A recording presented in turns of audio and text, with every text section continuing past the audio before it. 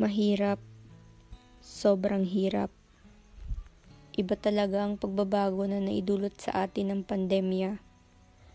Madaming pinagbawal, gayon din sa pag-aaral. Parang mas naramdaman namin yung pagod, maabot lamang ang aming mga pangarap at matapos ang mga gawain. Dahil sa pandemya, naramdaman ko kung paano mapagod ng pisikal na walang ginagawa kundi dahil sa sunod-sunod na mga aktibidad at mga sasagutan. Kadalasan nga, kakapasa pa lang, may susunod na agad. Minsan na di pa tapos sa isa, may nakaabang na. Kaya dumating na rin sa punto na gusto ko na lang malibang at ihinga ang utak sa mga bagay na dati ko naman ginagawa. Pero, di nga pala pwede. Meron nga pala akong klase. Maraming beses na din na halos di na ako tumatayo sa kinauupuan ko. Sulat dito, sulat doon, basa dito, basa doon, sagot dito, sagot doon.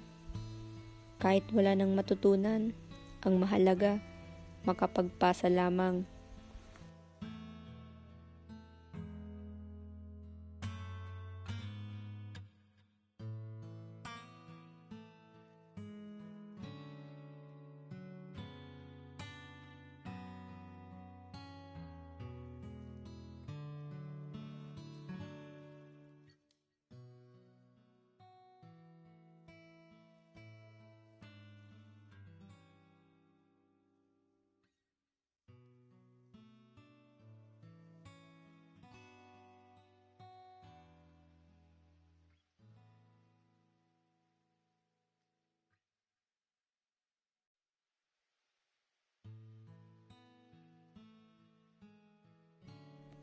Kaya pati natatanging oras na makakasama ko yung pamilya ko para sabay-sabay kumain, hindi ko na rin nagagawa.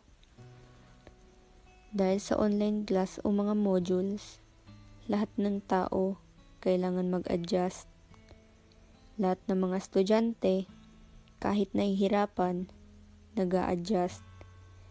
Maraming bagay na ginagawa mo noon, pero ngayon, puro na limitasyon.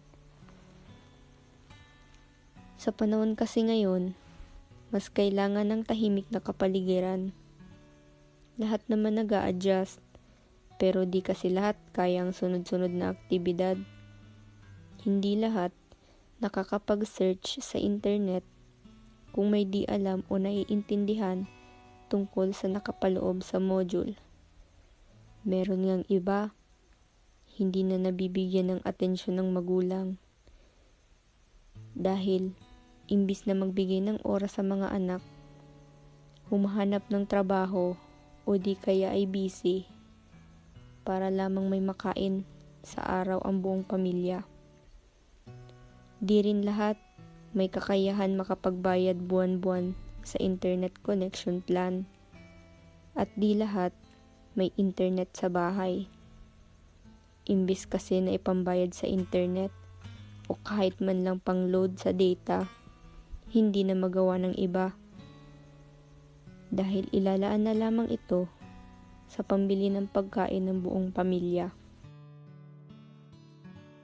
Dahil sa hindi matapos-tapos na mga sasagutan sa module, dumarating din sa punto na gabi na ako natatapos, hindi dahil sa sinisimulan ko ng maaga, kundi dahil sa sandamakmak na iba pang mga subject na kailangan sagutan.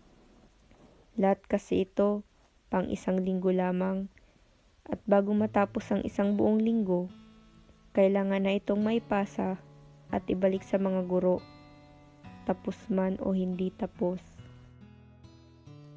May mga oras pa nga na kahit sa pagtulog na kung saan doon na lamang makakapagpahinga, kakaisip sa mga katanungan sa modules na kailangan sagutan, mukhang di pa rin ako kayang lubayan.